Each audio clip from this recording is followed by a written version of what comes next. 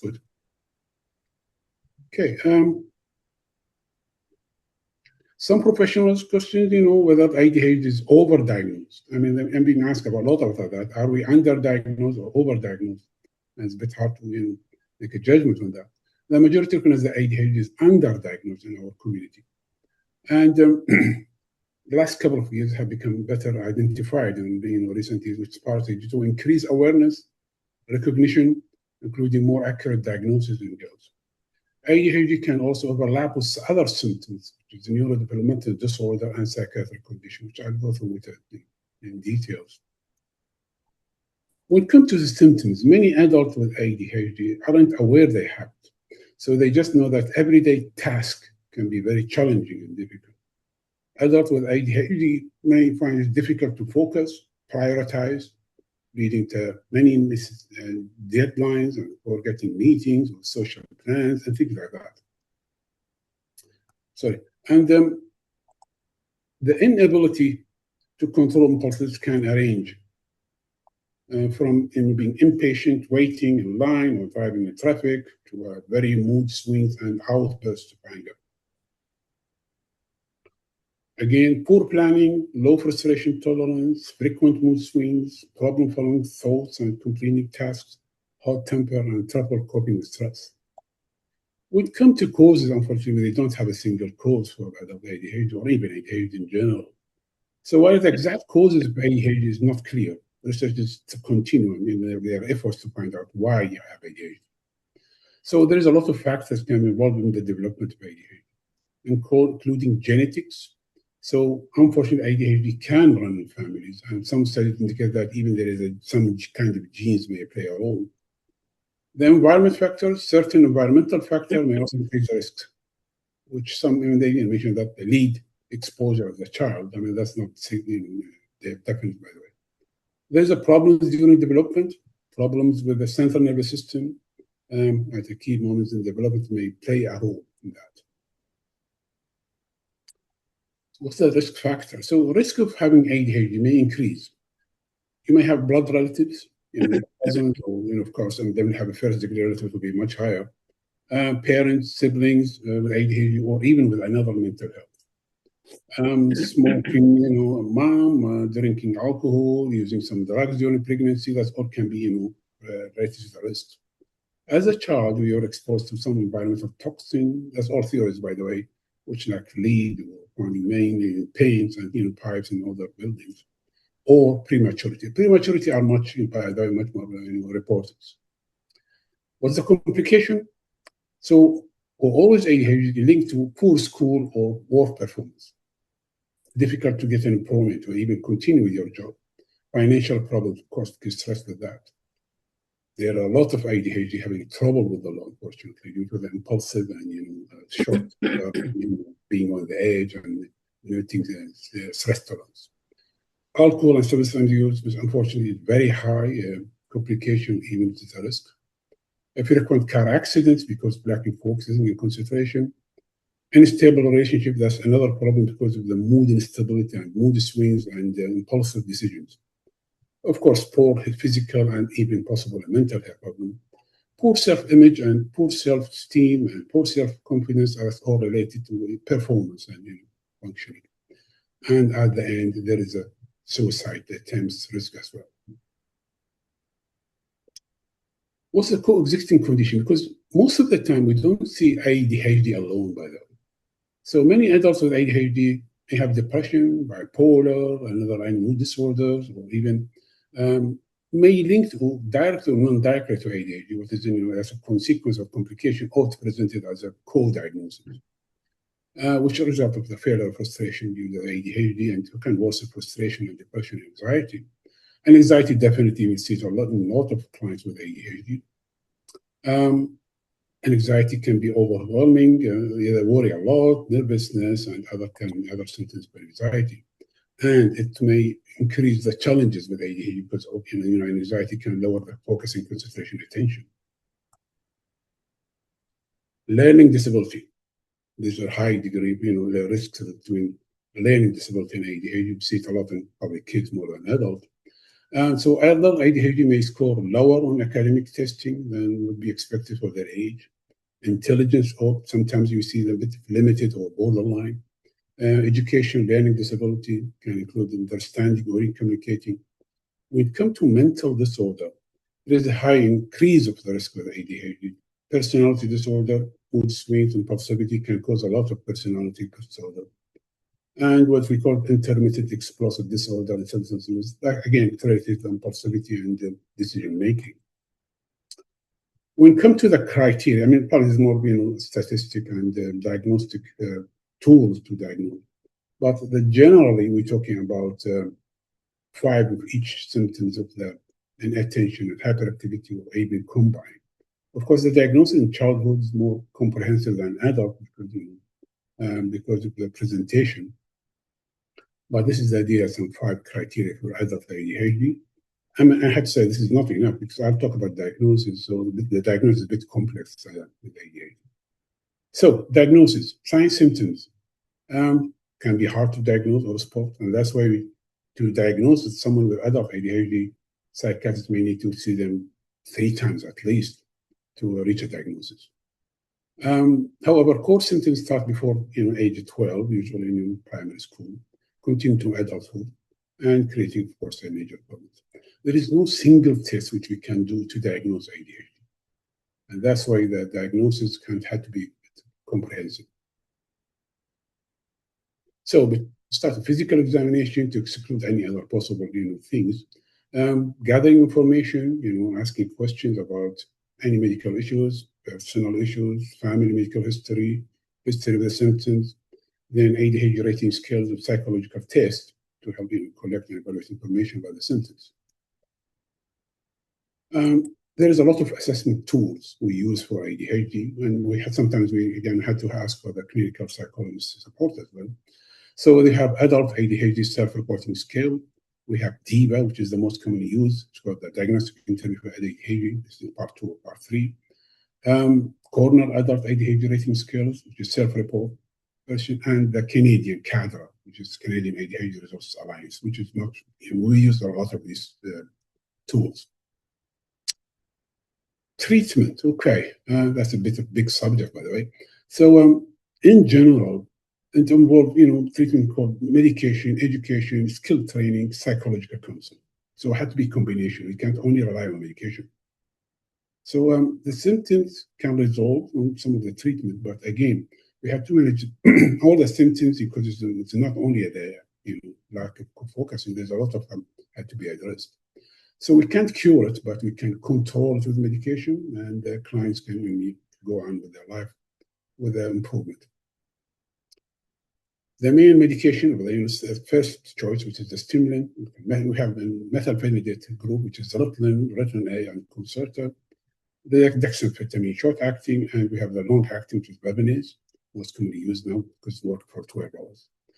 Besides the stimulant, if there is some contraindication, we have worries about side effects, we cannot use it. We have alternatives. We call it non-stimulant ADHD medication, which is mostly an antidepressant like Wellbutrin, Puberbrine. I think they call it Zyban here. In Australia, it is not PBS, by the way. I think that our friendly GP uses it for smoking cessation. Atomoxetine, Strattera, but it works very slowly than stimulant. So you have to take it for 4 to 6 weeks before you feel that the difference. And sometimes there's contraindication or heart problem, we have to go for non-stimulant. There is alpha-2 adrenergic, which is clonidine and guanfacine, which is now indicated only for a child, but private we can use it. Tricyclic can be used as an antidepressant, which can promote some improvement, and the famous Modhafar, which can be used for short term. When we talk about non-medication, we talk about cognitive behavioral therapy, which can be emotional, educational, social skills training, family counseling and support, parent skill training, and educational strategies. I put this slide just to have give you an idea about what we're supposed to do. So technology, planning, reducing distractions, socializing, switching tasks, and keeping active. So, I mean, these are horrible, way of dealing with ADHD. Tablet is not enough. Psychology had to be involved. Social work had to be involved. Parents had to be involved. And then you had to upgrade the social skills and communication skills and things like that gradually. Sorry, I'm going fast because of the short of the time. My resources was the Brain Foundation using CADRA, Canadian ADHD, and our Australian ADHD Association. I'm happy to answer any questions, guys. شكرا جزيلا دكتور وائل. شكرا.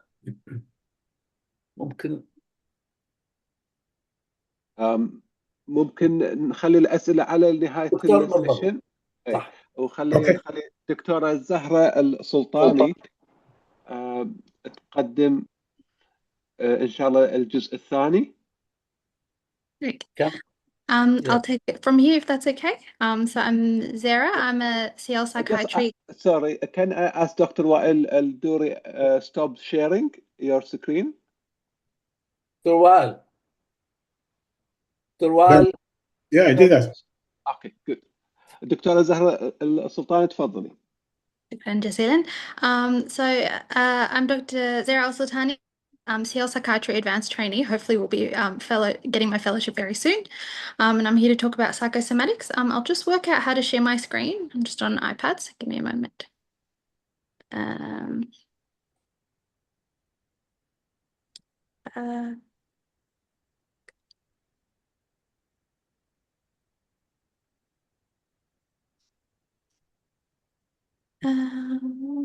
Yes, we can see. Yeah, perfect. Yeah. Okay.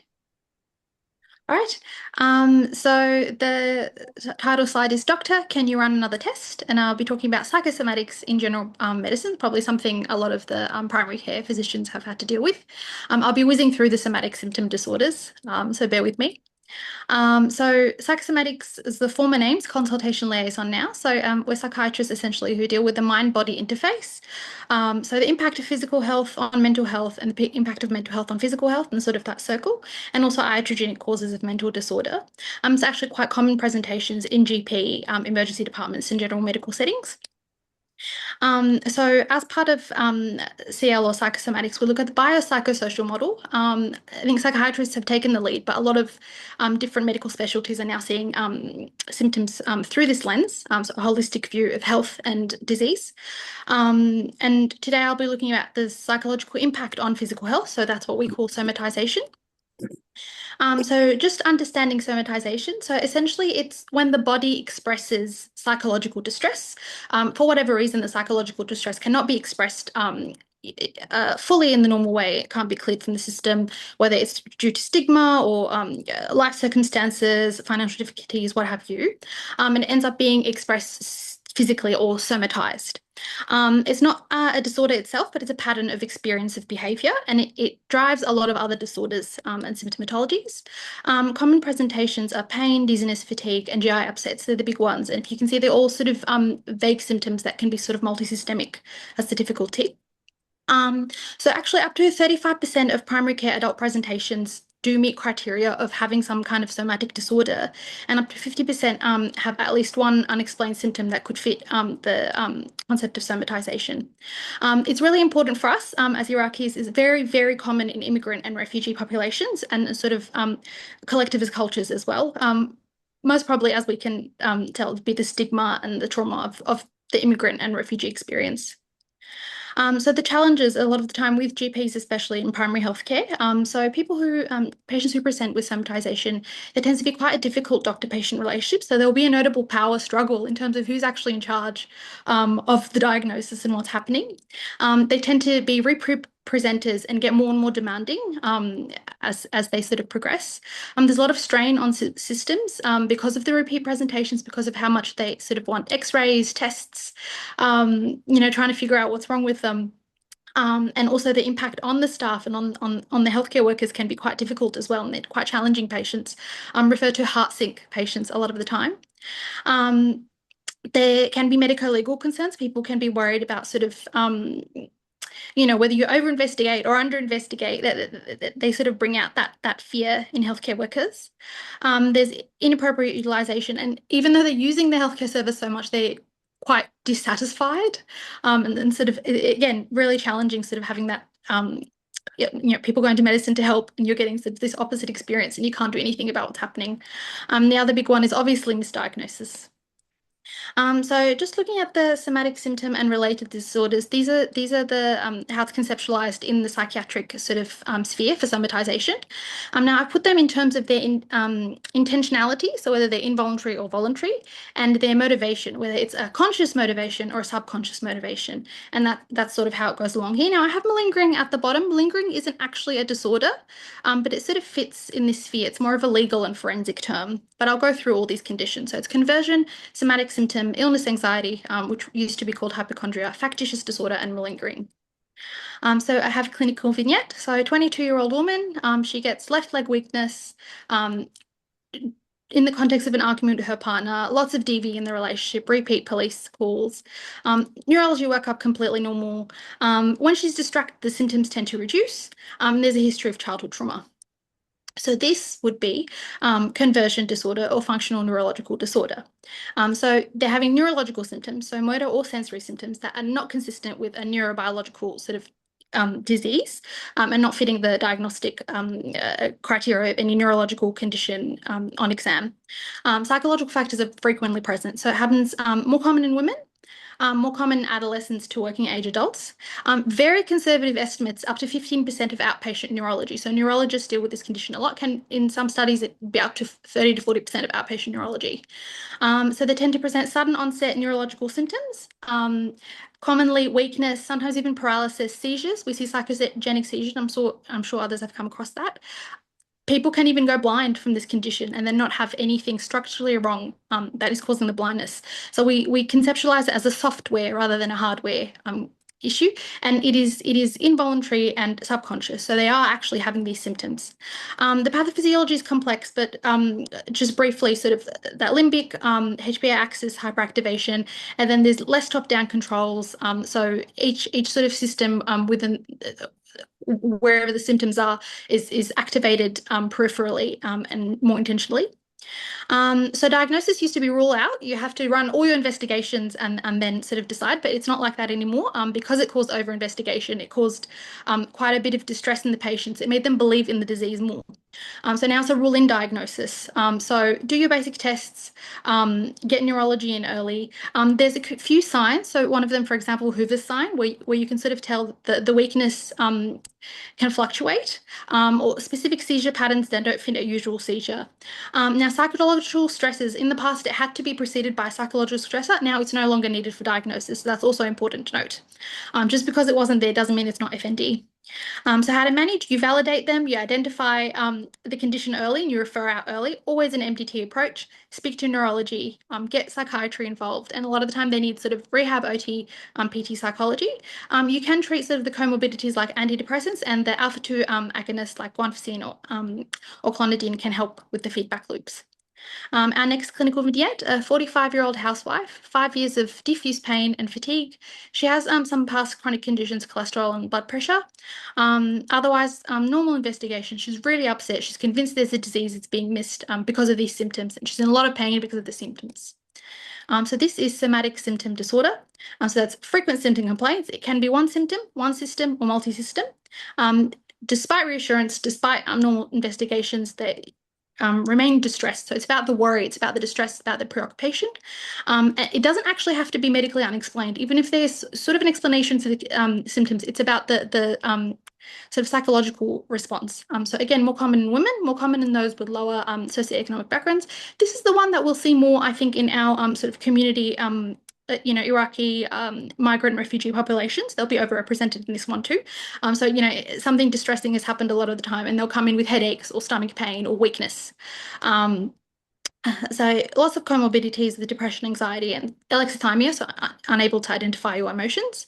You get the diagnosis by looking at the clinical picture, doing your basic exams, and then sometimes also structured tools can be really helpful if you're stuck. So somatic symptom disorder screening tools.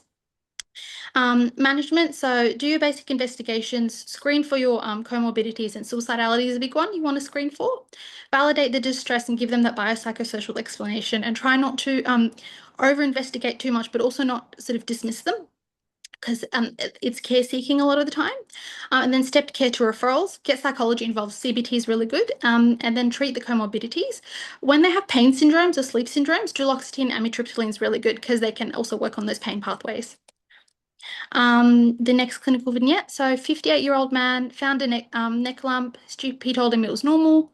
Now he's checking the lump every day. He's taking photos of it. He's coming to the ED 3 times in the last month, GP twice a week. He's convinced he has lymphoma. He's bringing his papers in to prove it. So this is illness anxiety disorder, or formerly hypochondria.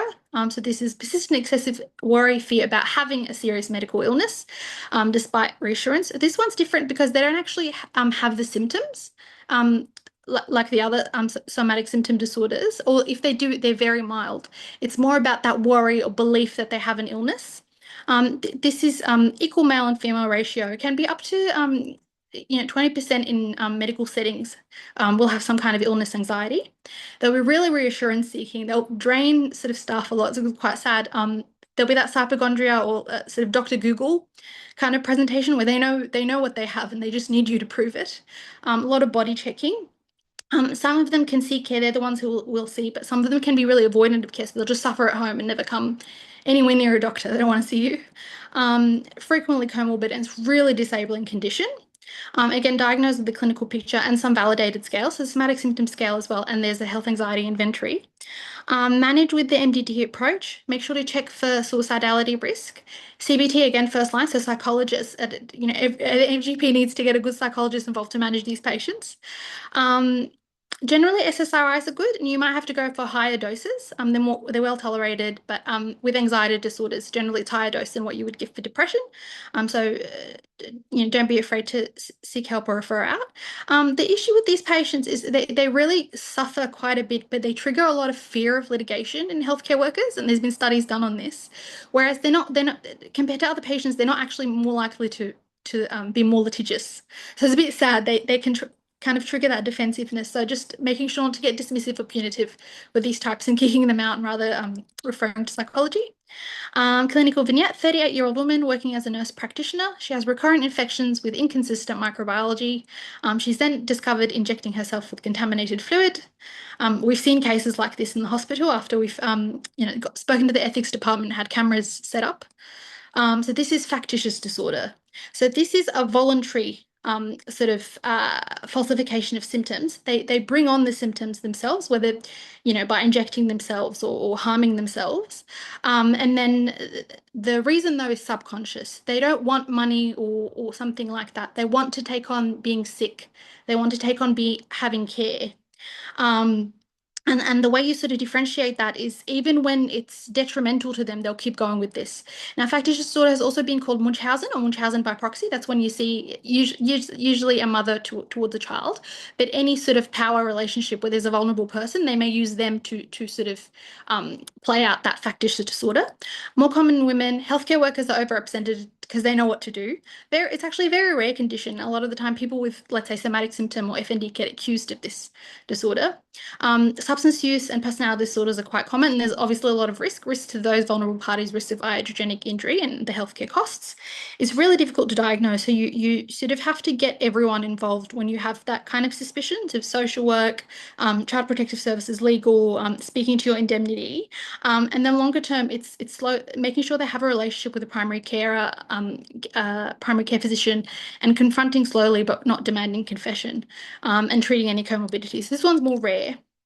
Now, this clinical vignette, 28-year-old man claims severe back pain after minor workplace incident, requesting opioids and extended leave, seen at the gym days later by the practice nurse. This is malingering. So again, this is not a somatization disorder, but it's very commonly seen with these disorders, and sometimes people can get suspicious of them. So this person fabricating illness for secondary gain, so drugs, avoiding jail time, gaining workers' comp, what have you. It's a legal issue, not a forensic issue. More common in men, can be up to 5th of ED presentations. It's a lot of high cost to various services, very difficult to diagnose. So the thing that can be helpful for this one is figuring out the secondary gain, sort of taking an approach to figuring out what that secondary gain is and what happens if it's removed. Do the symptoms stay? That's sort of the big one for this one. So what are some red flags that the patient that you're seeing is somatizing? They're sort of intuitive. So whether they're really excessively distressed and preoccupied, over the top of what the symptoms actually are, what we call disease conviction. They're just convinced. Doesn't matter what you say, and then these are the types with the Dr. Google. They have the papers. They know they've got, whatever thing they've looked up. They have some maladaptive health-related beliefs. That's also another red flag, where let's say they think, I can't walk because if I walk, I'll injure my joints. So they'll end up doing these behaviors that are actually quite harmful to them, and it increases actually their all-cause mortality because of that. They amplify the symptoms. Another one is doctor shopping. So we have said scripts in New South Wales. I think script checked elsewhere, and federal prescription shopping programs are helpful, but this is another sort of red flag indicator. And history of childhood trauma and early life medicalisation, whether for themselves or their families, are other red flag symptoms. Now, just quickly on the functional syndromes. So somatization does drive functional syndromes, somatization itself, but it's not considered mental disorders the way, say, or neuropsychiatric the way, say, FND is. So I have fibromyalgia, chronic fatigue, irritable bowel syndrome, and chronic pain syndromes here, and sort of it's outside of the scope of this presentation, but sort of the various physiological pathways that lead to these conditions, but they have been calls that there needs to be more dimensional classification because there's such an overlap with somatic symptom disorder. For example, irritable bowel, there's up to 40% sometimes overlap where they'll be diagnosed with somatic symptom disorder and irritable bowel syndrome, for example, and same with the pain syndromes. There's a lot of comorbidity, there's a lot of psychiatric comorbidity. So we might be, and if functional neurological disorders counted with somatic syndromes, it would sort of make sense that the functional somatic syndromes are as well. But there's a lot of stigma, and they are their own sort of physical health conditions within their own disciplines. So it's a different kind of pathway, but we'll see where that sort of heads in the future. Now, just a sort of quick high-yield summary. So FND, neurological, motor, or sensory. The somatic symptoms are present. Dr. Zehra, sorry, yes. what's FND? Please, can you explain some of the abbreviation? My apologies. A functional neurological disorder or conversion disorder. Yeah. So voluntary motor or sensory function, neurological and sensory, the symptoms are present. So symptoms incompatible with a neurology exam, refer to neurology, get MDT, PTOT. You can use alpha-adrenergics. There's some public clinics, for example, Westmead and Prince of Wales. For somatic symptom, there's symptoms there, they're disruptive, there's loss of cognitive worry, symptoms are present. Get CBT, psychology. You can refer to psychiatry if you need. Amitriptyline, duloxetine, TCA, SNRI are really helpful, and lots of diagnostic overlay. Illness anxiety, that's believing you will have or do have a serious medical condition. The somatic symptoms are absent or minimal. Anxiety regarding the idea of a disease, and psychology is really helpful. You can use CBT and high-dose SSRIs. Factitious disorder, you falsify the symptoms, but it's for an internal motivation, so nothing that we can sort of perceive on the outside. So there's deception in the absence of clear reward. And says treat comorbidities, get the MDT, speak to your indemnity. And then malingering is the one that's not a somatization disorder, but it's very frequently seen. So they're falsifying symptoms because they want money, drugs, get out of jail, get workers' comp, what have you, get opioids. So this one again, more legal forensic, and remove the secondary gain and you'll see a removal of symptoms. So the key takeaway, validate the distress, avoid sort of becoming punitive, dismissive. Don't go down that path either. Validate the distress, but not the condition or the conviction. Do your physical exam, do your social history and context. Don't skip your basic investigations. Set boundaries in terms of how often they're seeing you. Limit the over-investigation. That's the biggest harm that we can do here. Check for those psychiatric comorbidities. Do seek medico-legal advice. Use those tools if you're stuck and involve the MDT. Thank you. Thank you. Thank you very much, دكتورة زهرة. معنا الدكتور مظفر عباس أتوقع الموجود ويانا. موجود. دكتور مظفر عباس, Senior Consultant Psychiatrist, راح يتفضل. He will give us the third presentation about Psychiatric Disorders. دكتور مظفر, unmute رجاء. أنت muted. Sorry about that. Yep. Yep. I don't know if you can share your presentation, Dr. Modhafar. trying. Apologies. Share. Open system setting. That's where.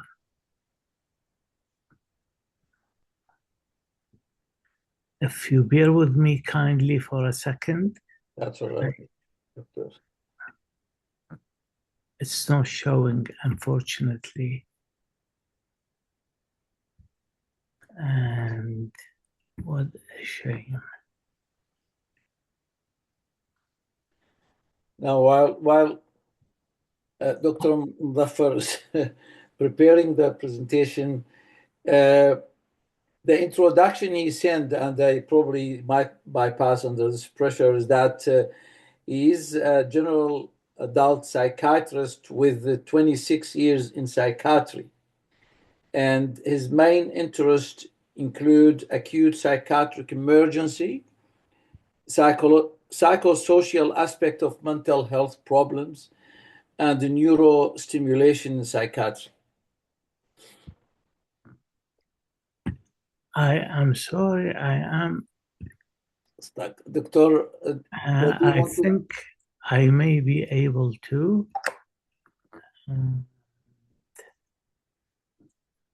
If you click on share. I did, but I think the problem with my computer setting. I can send you the Dr. Assam. The presentation.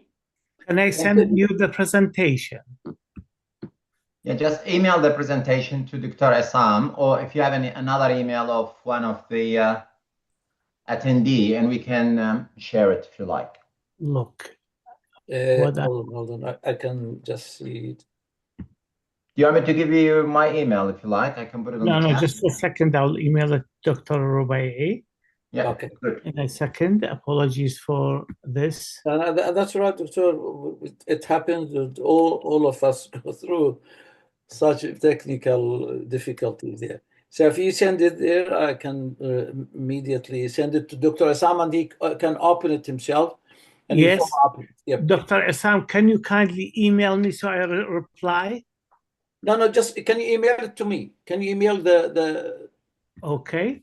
Email the presentation, Doctor? I will. New email. Dr. Ahmed al-Rubai. Yep. It's not showing. Ahmed al-Musa. Ahmed al-Musa.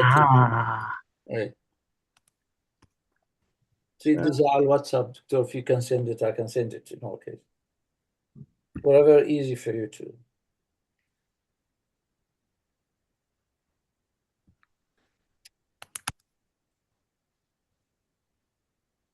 It's not showing. Do you want to send it through WhatsApp if there's difficulty? I'm extremely sorry for this problem. I sent my email in the chat, isam.mutir@gmail.com. You can just type it down. It's easier, maybe. Excellent. Yeah, and that will be easy. That is excellent. Yep. Copy link. I will send it to you in a sec. Dr. Wael, can we use this for just passing some question? Yep. Yes, I think it's a good thought. Now, when you talk about the diagnosis, it was purely functional, purely psychological. Is there any evidence that that tools like MRI of the brain or EEG can be of help in diagnosing the ADHD? Because I know for sure that there are patterns on MRI of the brain which can differentiate between, say, depression and anxiety or schizophrenia, etc. Is there any such tool by evidence, I mean? Well, in childhood, we usually do an MRI to at least find whether there's any prematurity of the brain or limited structural damages. But the problem with ADHD is about functioning. So even if you do the PET or the positron emission tomography, you won't find anything because the difficulty when there is a task there. So the limited focus and concentration attention happen when there is a task or multitask challenge. So unfortunately, we don't have any physical or lab or any radiographic test to prove they have ADHD. That's why the diagnosis is a bit complex. I had to see the clients personally. I had to see the clients 3 times. First one, we talk about history and things like that. And then we do some psychological tests. We go for social worker. We go to the previous history with the school. We had to talk to the family. And then a combination of all this, questionnaire and answers, and we reach a diagnosis. And I had to say some of the clients become very frustrated because of the ADHD. They can't continue answering questions, and they have intolerance from the beginning. So I had to say it is frustrating for them to meet the psychiatrist for 3 times before getting the diagnosis, and some of them will be a bit disappointed, Sure. when we say they don't have ADHD. Yep. Thanks, Dr. Modhafar. Yes. Did you email the presentation, Dr. Modhafar? Yes, I have. To whom? To me? Now to Dr. Issa. Oh, it didn't come yet. Look, let me write it. ISSAM. Just give me 1 second, please. Yeah. Dr. Wael, Yes. don't you think there is some overdiagnosis of the ADHD? There is, I think, if you look into just the spectrum of the symptoms, you can find it in a lot of normal people there. Some under stress or under certain effect there. Don't you think there is some overdiagnosis? Well, you may feel like that because the rate of diagnosing ADHD becoming very high in the last few years. But we go for comprehensive diagnostic tools. I can probably even say that some clients pretend to be ADHD to get the stimulant, but once we have questions and or questioning the diagnosis, they won't get a stimulant.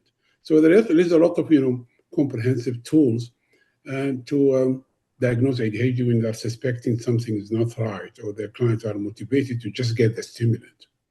And if that would happen, we'll give them non-stimulant ADHD. That's overdiagnosed or underdiagnosed, a bit hard to say which one is which, and it varies from one country to other. So it's not only Australia. The whole world is having the overdiagnosing, or now they're diagnosing ADHD probably much more accurately or more broadly. While when you go to the Middle East, it's still underdiagnosed. Right. Dr. Wael, can I ask something? Dr. Wael? Yeah, Dr. Bushra. Dr. Wael, I'm Dr. Bushra. I'm asking about the ADHD. I'm hearing too many very dangerous things. There is some mothers thought that there is a relation between the vaccination and the ADHD, and it's very widespread in the communities, not on our communities, also around the Australian. So how can we approach those people? There is no scientific relationship at all between any vaccination or any tablet with ADHD at all. But we don't know, because we don't know the exact etiology of ADHD. Yeah. So that's why speculation is there. Yep. Okay. I think Dr. Modhafar is okay now. Yes, I am okay. Right. Thank you very much, and apologies for the mishap. First, I would like to thank السيدات والسادة الحضور والمستمعين, and I would like to thank the organizing committee for giving me the opportunity to talk this evening. It's a very interesting topic, which is the mental health in older age group. And basically, I would like to identify one issue that any society has got, like, in our societies in the developing world, there is the concept of pyramid shape of pyramid.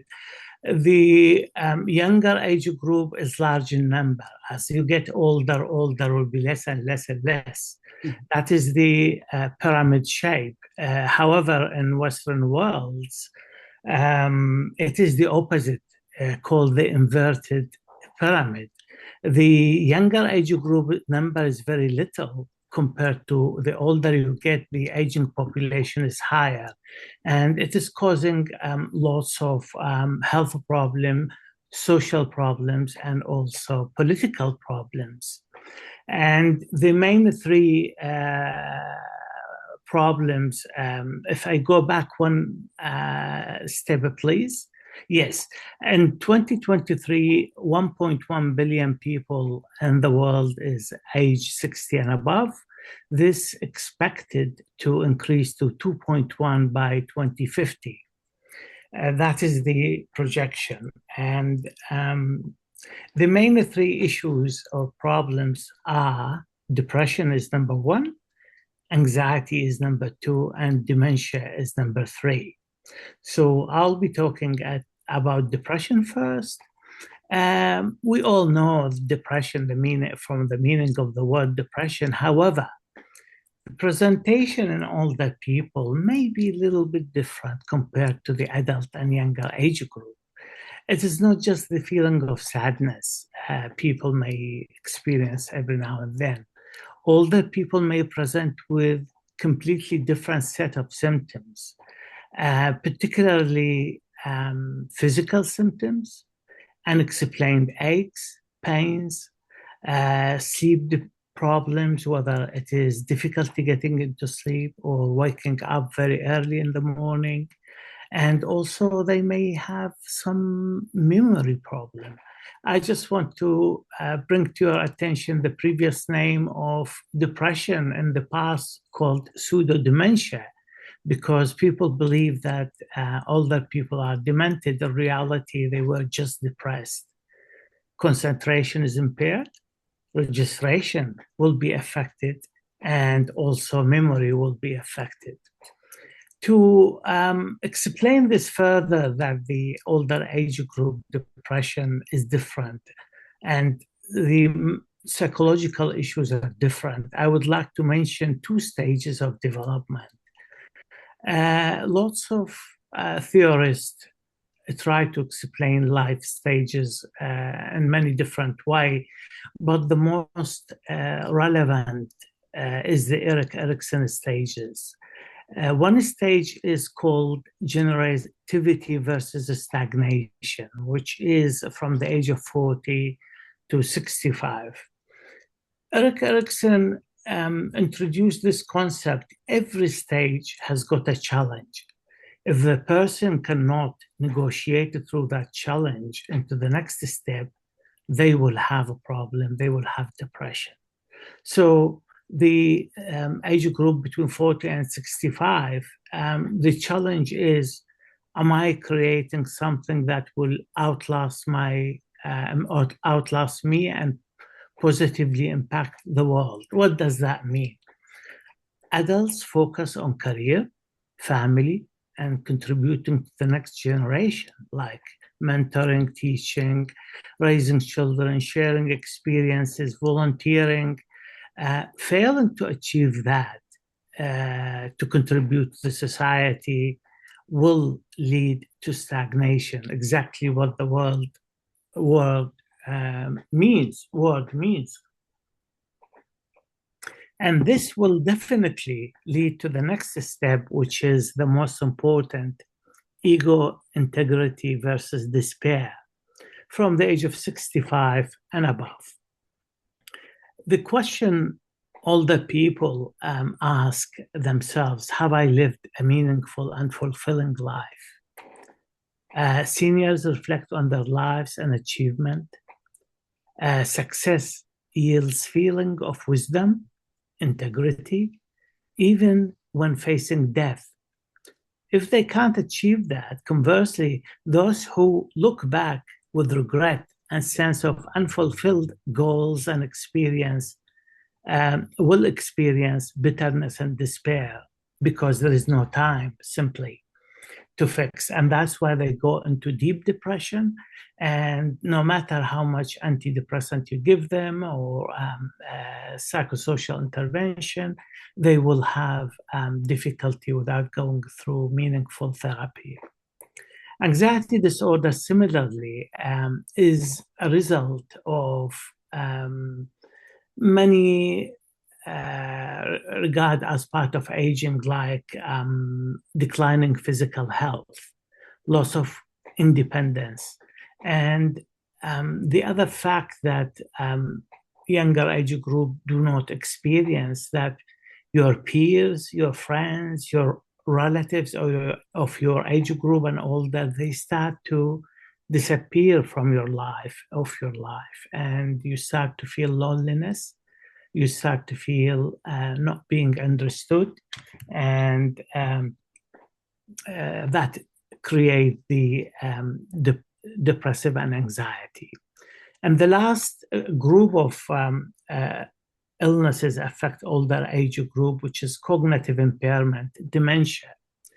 I'll quickly skim through dementia. Just I am aware that not all the attendants are doctors or will go into details of psychopathology or pathology.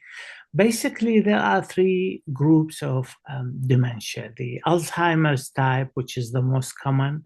There are gradual decline in memory, and they represent a huge challenge to the health system due to the need of care.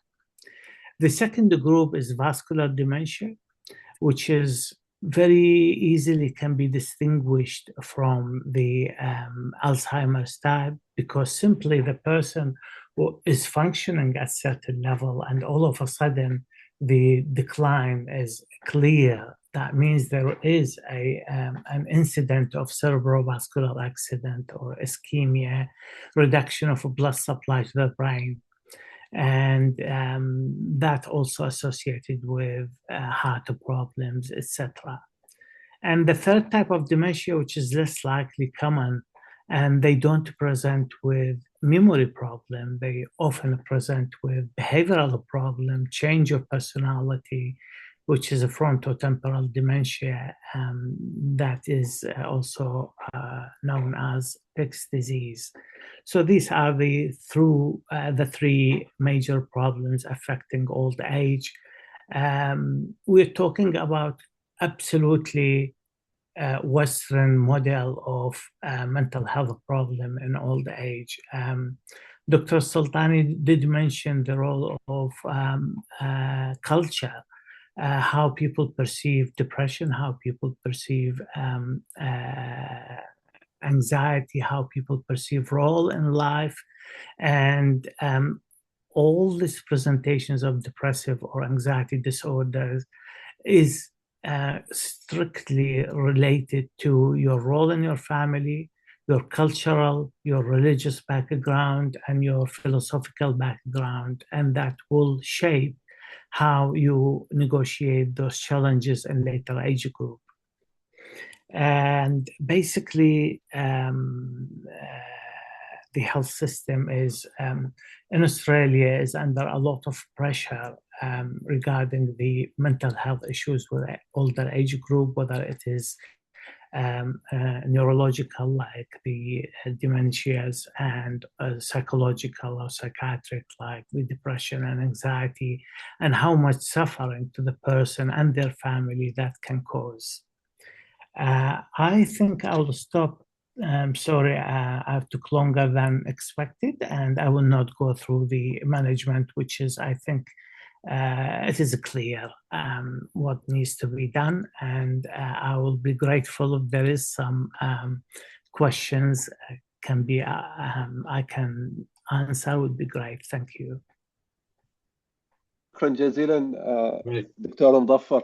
اليوم presentation very good. very good lectures. All probably we have a lot of a question. I will ask my first question first. Dr. Zehra Alsultani, the somatization psychosomatic symptoms. I have a lot of patients. I look after patients with orthostatic intolerance, POTS.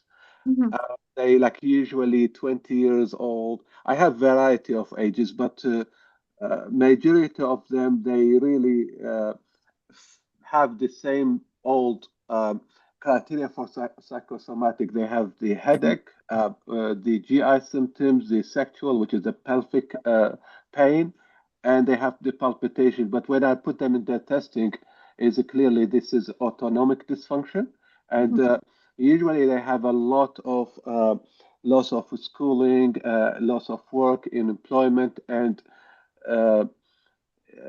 I think when we do the testing, is like we do cardiovascular autonomic reflex testing, it come back positive. And when you treat them, their life is changed. Usually their life stopped for 2 years, 3 years. I have the longest patient, they have 35 years of suffering. So the kind of shift, even the shift from psychosomatic towards more of autonomic dysfunction is concern me if we just label them, because most of these patients, they have a very bad experience with being dismissed for a long time. That's what you thought about that. Have you come across? Yeah, thank you for that question. That was sort of what I was touching on when I spoke about the functional somatic syndromes, that there was a real, they sort of all went into their own disciplines, let's say chronic fatigue or IBS or POTS or whatnot. And the more we sort of, developed in medicine, the more, now you can see, well, we used to call them just psychosomatic or whatnot, but there are these sort of structural changes or physiological changes that we're now able to assess and we're able to treat. So there's a clear reason why it shifted away.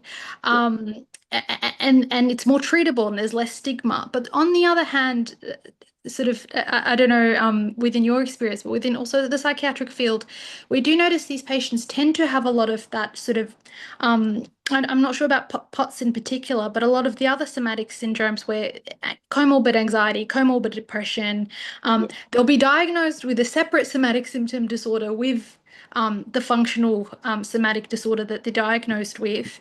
So it could be that they have these sort of autonomic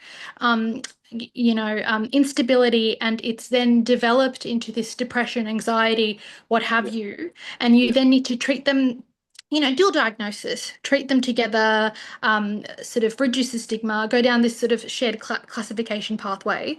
The other possibility is we know sort of a lot of childhood trauma, sort of repeated traumatic syndromes, they do influence that HPA axis, that hypercortisol states, dysautonomic syndromes can sort of develop from that. A lot of the pathophysiology, you'll have the inflammatory cytokines. Yeah, I can give you my experience. So most of these patients, they have PTSD, anxiety related trauma.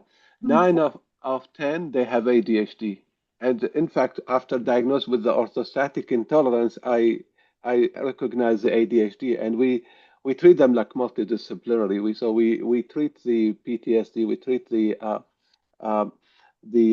we get them to the ADHD, but they have a lot of, I think there is a lot of overlap here. Exactly. And I agree with you about the childhood trauma is very common. Yeah, exactly. And that's I think where the shared pathway is going. MDT, validate it's a real condition, but don't forget to treat the psychiatric conditions with the physical. Yes. Thank you. That's all my question. Dr. Ahmed, عندك سؤال؟ والله إذا ماكو, if there's no other questions here, there's a question on the board there asking about using medications. Did someone attend that? I think from iPhone, can we prescribe ADHD medication if no follow up with the specialist more than a year? Probably this is from one of our general practitioner colleagues. Dr. Wael. Yes, I mean, that's a good question. I mean, most of our colleagues, general practitioners, hesitant to, when it comes to follow up and, prescribing stimulants. I think they can, but always, our colleagues feel that, they send the clients back to the psychiatrist at least once a year to check whether there is still a need for a stimulant or there is a change in the medication. I agree on that. So what the usual practice that we diagnose with ADHD, we start medication, we stabilize them on a dose of, may change the medication as well, send them back to their, general practitioner.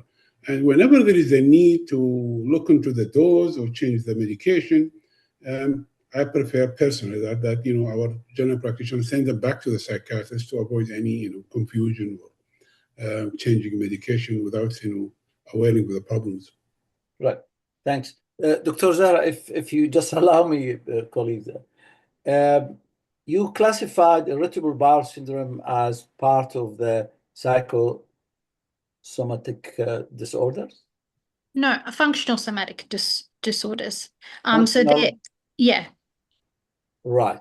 Yeah. What's the difference? Can you differentiate between the psychosomatic? The somatization, the somatic symptom disorders, the psychiatric side of it, they can have symptoms that are even medically explained, but the diagnosis is driven by the preoccupation, the anxiety, the worry, the cognitions.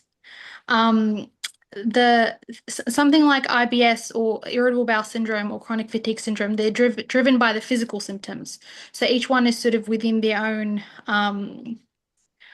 discipline or domain. With someone who has irritable bowel syndrome can also have somatic symptom disorder, and again, they tend to be really highly comorbid. But the somatization or somatic symptom side is driven by the cognitions, the mental health symptoms. Irritable bowel, you're going to be diagnosing, based on, you know a lot more than me, sort of based on their profile in terms of the GI symptoms they're having. That's the diagnosis. Now, for us, the central mechanism now in irritable bowel syndrome is what we call it changes in the gut-brain axis. Mm-hmm. And in this axis, the functionality is not something we can measure. Mm-hmm. I know you mentioned also dysbiosis or other factors. These can play some role in the pathogenesis of irritable bowel syndrome. But we're focusing now, and this is a great advance there when we reach this concept of gut-brain syndrome. So where we pass this functionality from the gain or from the pathogenesis, where this functional component appear? Is it in the pathogenesis, in the background, or in the gain? How do you mean? Well, you mentioned it is a functional somatic, right? Mm-hmm. Is this part of the pathogenesis? In terms of with the functional somatic syndromes, it's more so, with psychiatry, we deal a lot more with functional neurological disorder or the neuropsychiatric syndrome, but it really has a lot of parallels with the functional somatic like IBS or CFS. And we sort of think about it as software versus hardware. So the hardware is the structural sort of pathophysiology. With something like functional neurological disorder and functional somatic syndromes like IBS, it's the software. A lot of the time it's not measurable, but we know something is wrong. And, as you know, with IBS, it's sort of that link of, the link between the gut and the brain, the amount of serotonin that's actually in the gut. The psychiatric manifestation sort of makes sense in that regard, that it's not in their head. It's the genuine symptoms that are happening, which is why, again, this move away from mind and body being separate. Sure. Yeah. Thanks. I have a question to... sorry. Sorry, Media, go ahead. Sorry, Dr. Ali. Question for Dr. Zehra. Do you see patients with chronic fatigue syndrome? So I've I'm not fully a psychiatrist yet. I'm in consult liaison at Westmead Hospital mostly. We do get referred patients sort of with unexplained symptoms, but something like fatigue will be more so in the general practice domain. But again, at that higher comorbidity of anxiety, depression, what have you, to me, it would make sense that they would get referred at some stage to psychology or psychiatry when needed. But it would have to be within that framework of you do have symptoms, you have a real condition. We're not saying it's in your head, but these syndromes, the psychiatric syndromes, the physical health syndromes impact each other. And if you manage your mental health, it will improve your physical health. Because my question around that is, for Dr. Modhafar and Dr. Wael as well, like whoever wants to answer, do you see any patients with chronic fatigue syndrome and then they actually get better or they get cured from that condition? Because I feel like any patient I see in my clinic, and I see female patients, I'm a gynecologist, they start by saying, well, when I ask about pain, well, I have chronic fatigue syndrome. And that is like full stop, like, and I will never get better from this. So I just want to know, yes, they get labeled with it, but how can we get them out of that? Is there a way? Do you want me to answer? Because I deal with these. Yes, yes, please. Because for me, it's like this, when they mention that, they block everything else we tell them. I think I hate this term, and honestly, I don't diagnose, and it's very disabling. Name is very disheartening. They stop the patient from progressing, and all the patients referred for me for chronic fatigue, we managed to get them the diagnosis and get a plan for them. It's basically there is something that's missing there. A lot of things, autonomic dysfunction. A lot of underlying, like ADHD, for example, neurodivergence, a lot of conditions that coming, and the label of chronic fatigue is just to stop them from progressing. There is a chronic fatigue syndrome. There are some conditions, but it's very hard to diagnose, and basically need multidisciplinary approach. It's not a psychiatric disorder, but it can be associated with psychiatric disorder like depression, anxiety. That's what I've seen. I've seen a lot of cases like this. We always manage to get somewhere. And I think this is now, there is a lot of awareness about knowledge about these illnesses, and there is a lot of breakthrough in terms of the management. That's what, from my experience, is very disheartening label. Yes, thank you. Dr. Ali Al-Fayyad, you have a question? Thank you very much. I'm a cardiologist, and my question would be about cardiology. So the first question about the use of Vyvanse as a stimulant for the ADHD. What is your QT interval you're happy with? What's the maximum QT interval you're happy with to start stimulant in those patients? As a cardiologist, I have a number in mind, but what do you think? Is there something like a cutoff point you don't start on a stimulant? Yeah, I mean, the cutoff point is 450 for male and 470 for female. I'm very happy with this answer. Now, the next question is, if we know that there is a side effect and there's a potential risk with acute prolongation and risk of arrhythmia, what is the difference between stimulant and non-stimulant, and why don't we use non-stimulant all the time? Yeah, good question. Sometimes the clients prefer that, a strong medication which work within, few minutes and leave the body within 5 hours so that, can achieve functioning and performance, or, doing something like studying or working. So that's what stimulant. So we take the stimulant, and within half an hour, your focus and concentration go to the back to normal, let's say, and it will leave your body in 5 hours. So that's it. But of course, there is some contraindication. There is some restriction of using a stimulant if you have probably drug abuse or alcohol. But the non-stimulant, the way it works, it will take at least 4 to 6 weeks to kick in, because most of them are antidepressant. Some of the clients doesn't want that. They want something that they feel good, they achieve, they study, they work, and then throw it away and go with their life. So most of the time, that's the difference. And from client to client, if we have an anxiety, if we have restlessness, if we have depression, use an antidepressant, which is a non-stimulant, because you hit two targets, the ADHD and the depression and the anxiety together. Someone with extreme anxiety or OCD, stimulant will make that flare up. So it depends on what kind of other coexisting diagnosis with ADHD. That's why sometimes we start with stimulant, sometimes we move to non-stimulant. دكتور وائل عندي سؤال لحضرتك إذا ممكن. Can I just continue with other questions, Dr. Essam? Sorry about that. Oh, sorry, okay? Dr. Ali. Yeah. You go ahead. My next questions, again, is a cardiology questions, and that's for Dr. Modhafar. It's about the dementia. Almost every patient comes to me on statin therapy worried about dementia. And despite whatever you tell them, they still insist, no, it's the statin therapy that caused dementia. And we showed them the evidence. I know it's not the cause of dementia. Is there anything you read somewhere, wherever, it says that statin can lead to dementia? The answer is I don't know.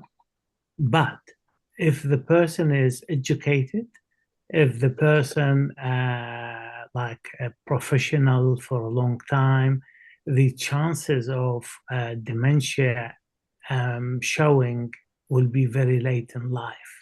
If your patient is of that category, that can by itself gives them assurance that they will not suffer the dementia they are fearing. That's basically what I'd like to answer with. Okay, well, that's but sorry.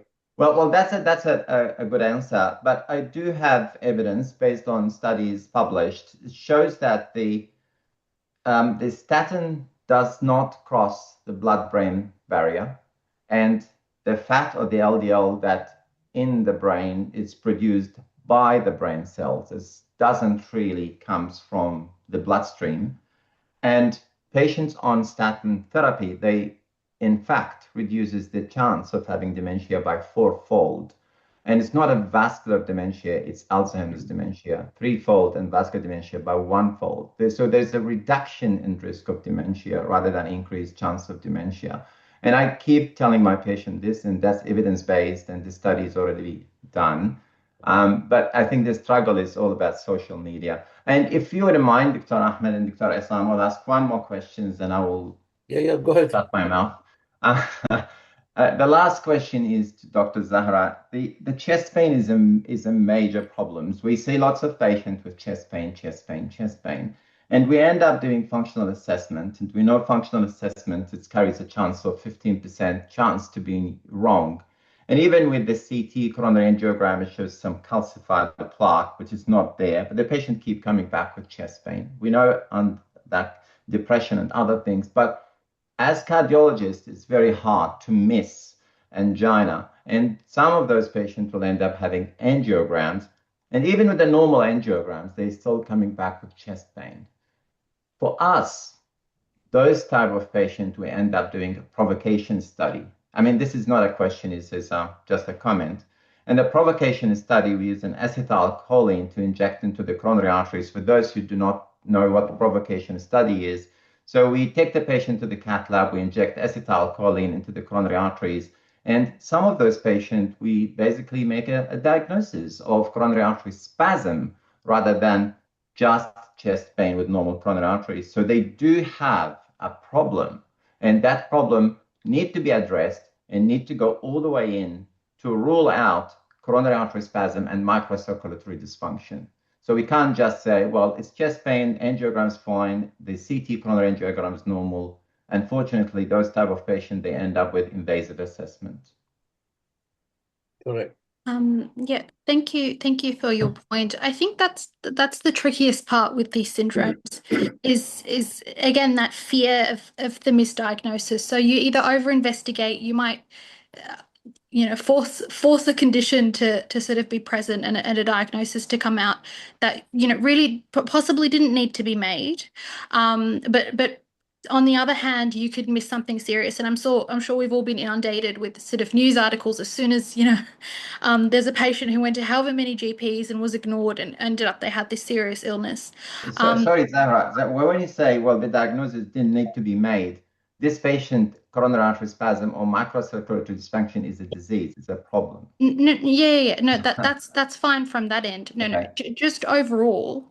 So my suggestion in that end, obviously you are the cardiologist, but it would be just to trust your clinical judgment.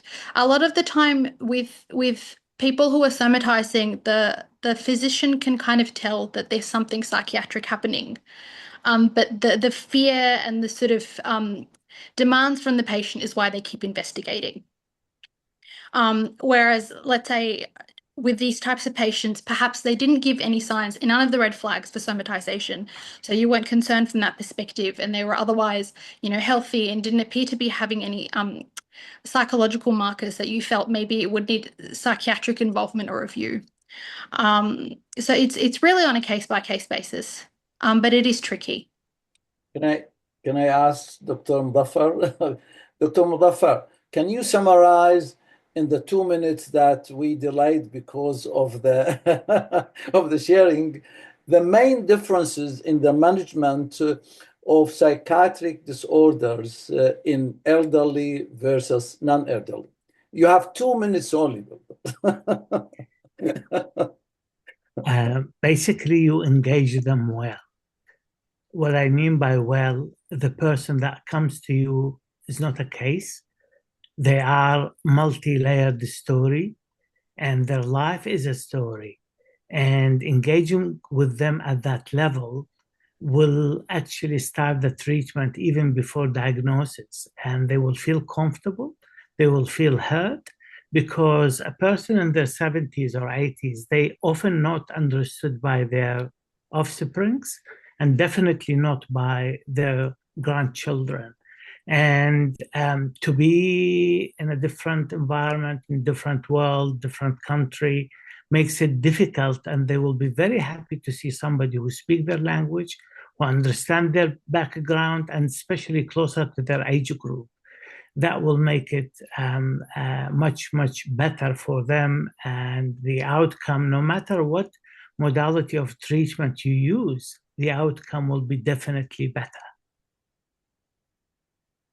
But drug-wise, you don't see any difference, or you don't consider? I would use old generation tricyclics to treat depressive disorder. I would choose specifically nortriptyline for depression because it has got less side effects on the heart compared to other tricyclics. And I would reduce the use of longer acting benzodiazepines. That is the way. And also there is more use nowadays with transcranial magnetic stimulation that will not affect the memory compared to using of ECT, which is the shock treatment for treatment of depression and anxiety disorders. Yep, thank you very much. دكتور أحمد عندي سؤال الدكتور مظفر والدكتور وائل سؤال. دكتور I charge $5 per question after 8 o'clock. Dr. Wael, a simple rule about when to use medication in ADHD. Is there a type of patient that you don't use, and which patient you will use medication? Dr. Modhafar, سؤال spiritual distress in these elderly people, is it something that need to be addressed in patients with depression, like spiritual distress? Would Dr. Wael answer first? Okay, thanks, Wael. Well, by the way, the way you treat ADHD is different with the culture. When I was working in the United Arab Emirates, nobody will accept stimulant. They're worried about the addiction, so we have to use non-stimulant, for every single client we see there. When in Australia, in my experience 20 years as a consultant here in Australia, almost all the clients they wish to get the diagnosis and they wish to get stimulant. And hardly need to, probably can even convince any clients to start non-stimulant medication. That's the culture, unfortunately, you know. When you try to explain that, you know, stimulant, non-stimulant, the benefit, the outcome, the, you know, the cons and pros of each one, unless there is a contraindication to stimulant, every single client I have seen last 20 years, they want stimulant.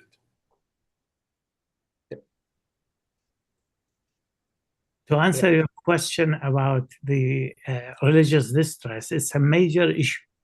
I will refer again back to the stages of development, which is the last stage, which is integrity versus despair. If the person has not reached integrity, that I lived very good life or meaningful life, they will not reach peace. And especially with religions that, as they say in the Western world, that religious teaching with strict teaching can lead to feelings of guilt. And we all know, whether it's Islamic religion or whether it is Christian religion or Jewish, the concept of the 10 Commandments and whether the person has committed sin. And most probably it is misunderstanding of the concept. And also, as a doctor, you would like to be impartial, you would like to be useful. I would refer them to a religious figure for them to reach resolution in that sense, because they need that input, and it will be more helpful to them better than any antidepressant. Great. Great. Dr. Assam, we forgot that we have only one hour there, and we almost 9 o'clock. It's great. It's hard to leave. And I should say that this webinar was one of the most successful webinars we have, both in terms of the presentation and in the content and also the attendees. I got one of the question here was about whether this is directed for doctors or for the community for raising awareness, etc. In fact, it's for doctors. But this question brought to my attention that we can aim to do a community webinars. I might ask Dr. Modhafar, Dr. Wael, Dr. Zehra, if we can have it in Arabic, tackling different topics similar to this one, because the interest was huge in this one. But we talk at a community level and in Arabic. Is there any thought about it, Dr. Modhafar, Dr. Wael, Dr. Zehra? I'm happy with that. I mean, increased awareness of any mental illness in our community can be very useful, and we can change our presentation to Arabic. Yep. Dr. Zehra, you happy?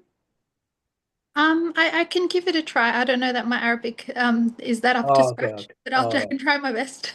Yeah. Yes. Okay. Excellent. Thanks a lot. Dr. Aslan, that's all what I have. Thank you very much. Thank you very much for everybody attending. Thank you very much for the presenter. It was a great presentation by all of you. It's just amazing, very helpful and informative. I wish to meet you again and everybody next month. We didn't decide on the topic, but hopefully we will let you know by emails. Yep. Dr. Ali, okay. Excellent. Look, thank you very much for this presentation. Nice discussion. Yeah. We will meet again, hopefully next month, as Issam said, and I will work with Issam and Dr. Ahmed Rubai in preparing the next presentation, hopefully in a month. Thank you very much, and have a very good night. Thank you. Dr. Ali, stay there. Thanks, Stay there. Thank you, guys. Thank you very much. That's a great job. Thanks. شكرا عاشت ايدكم. Thank you. Thank you. Bye-bye. Bye-bye.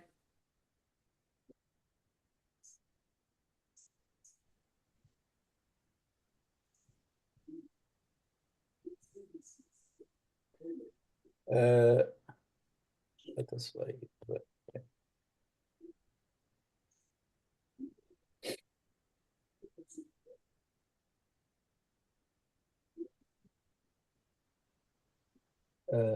Are we still having the? No. Dr. Ahmed. Well, Dr. Assam is supposed to be here. Can Are we alone, or we still have some of the? We still have few online. Yeah. Yeah. Okay. Do you want to? Time It's recorded now. Are we still recording, or do you yeah, stop it's recording.